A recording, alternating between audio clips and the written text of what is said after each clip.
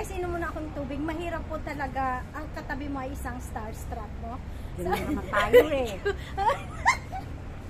Alam nyo guys, si Jenny Lynn, bungis-ngis. Kung bungis-ngis po ako, mas matindi. Bungis-ngis to the max talaga. So ayan, no, sige na. O, ayan guys, kasi hindi. Ano kasi, ako na mag-e-intro ha kasi medyo nahihiya. Dinadaan niya sa tawa, ganun. So ganito guys, kasi sabi niya, nagkita na kami, so kunin niya na daw yung pagkakataon na interviewin ako. Kasi content daw, sabi ko, okay lang, walang problema. So interviewin mo na ako. Okay, Start na, so ano ba? Guys, nung una po talaga, hindi ako pa, kung nasabi ko kanina, uulitin ko lang, na hindi po talaga ako makapaniwala na isang CC Irene vlogger, na nakilala ko lang sa YT, na talagang gusto niya makipagkita sa akin. Eh, syempre, small creator. Small creator lang ako, guys. So, parang, sino ba ako? So, sobrang, alam mo yun, sobrang, dito, tulungan mo ako sa Humble. Napaka-humble niya, at saka sobrang swerte ko na isang tao na, yun, tinutulungan niya ako, dapat ganito, ganyan. Kahit ngayon lang kami nagkita, sabi niya, dapat ganito ka kung papasok ka sa YT.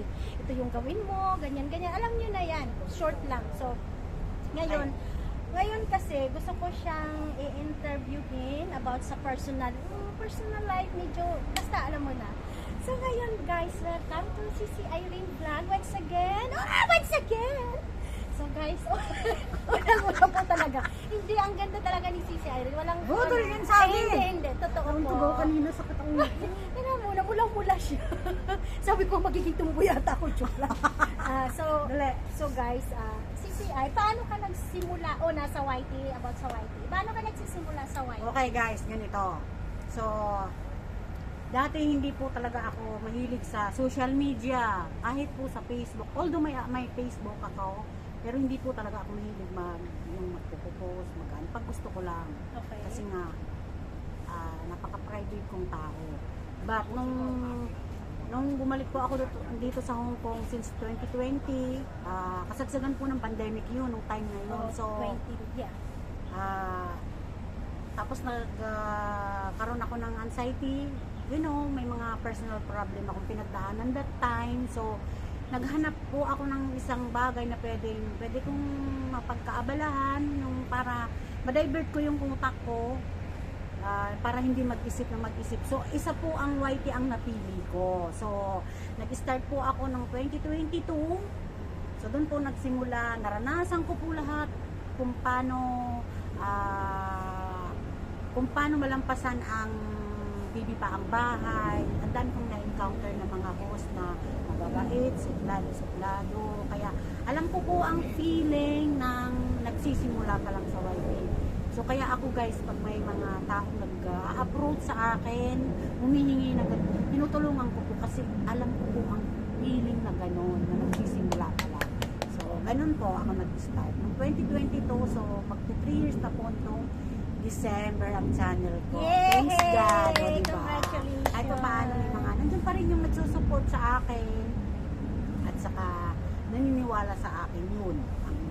So talagang hindi po siya nagbabago guys. At isa po akong magpatunay doon na talagang pag tuwing pumupunta nga ako dun sa channel niya, ang nasabi, naalala mo yon, sabi ko, hindi niya ako ini-snub guys. Isa siya sa mga taong hindi talaga niya ako ini-snub na pag nandoon ako, tapos talagang nag-ano siya, ay, Jenny Mix Vlog, sisi, ganyan siya. So parang nasabi ko yun sa kanya, alam mo, kahit ganyan ka, ganyan na yung channel mo, pinapansin mo ako, seryoso yun guys. Talagang, basta sa live ko yan, or sa live mo yun? Sa live ko ata? Sa live mo. Oo, sa live ko. Talagang sabi ko, ay, ang bait nitong taong to. Sabi ko, hindi siya mayabang. Kasi ang iba kasi kung madami ng ano, malaki na ang bahay, nakapunta din ako sa channel, hindi ko na lang i-mention, didma ka talaga.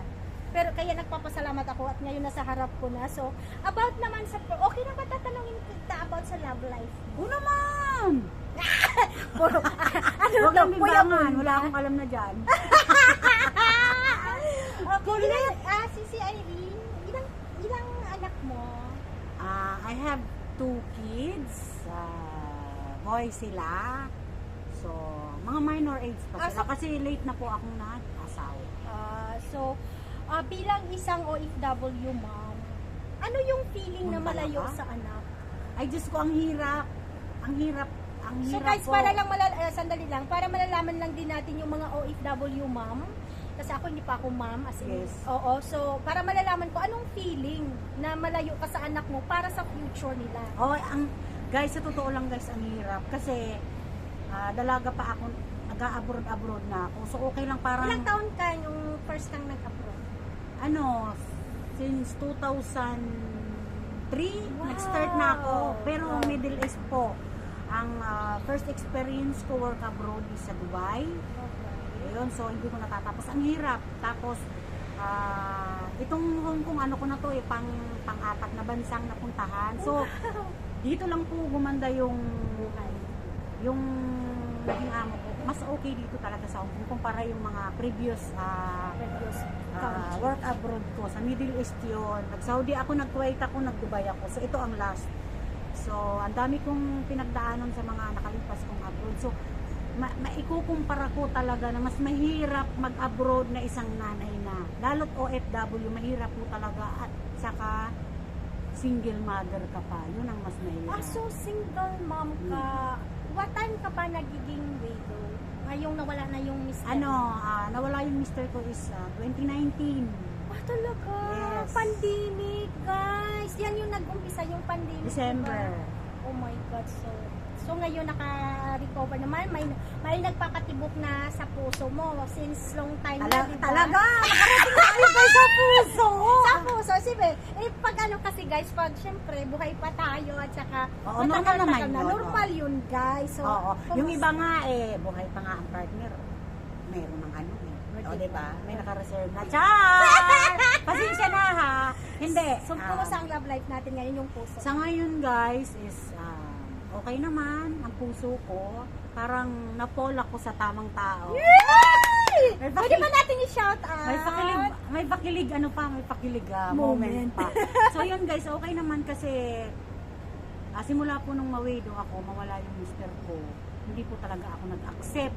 Kasi 5 years na, halos magpa 5 years ko natanggap na wala yung mister ko kasi napakabait po talaga ng mister ko. Although late na po ako nag-asawa at the age of 35, yun po yung kung saan nag-asawa ako. So at the age of 41, so ayun, byuda na ako. So 5 years, magpa 5 years bago ako naka-move on. At syempre hindi ka basta-basta mag-a-accept ng isang bagay na hindi ka pa handa.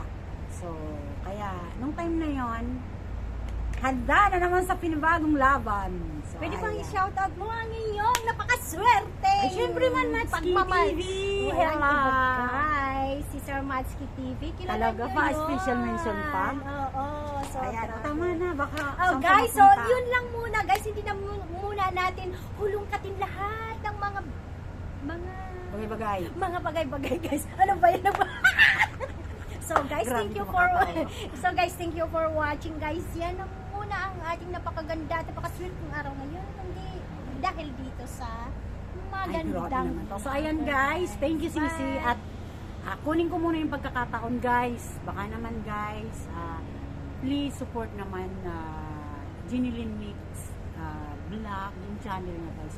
Alam niyo guys, ilang beses ko na po ito ginawa, siguro mga 5 na pinopromote ko talaga ang channel. Thank you, guys. Hanggang ngayon, okay yung channel nila kasi wala pong iba kasing magtutulungan, tayo-tayo lang, kapwa Mahirap. natin Pilipino. Although mahirap, pero pag may tumutulong, may nagsusuporta, hindi po masyadong mahirap. So ayan guys, pakisupport naman po ang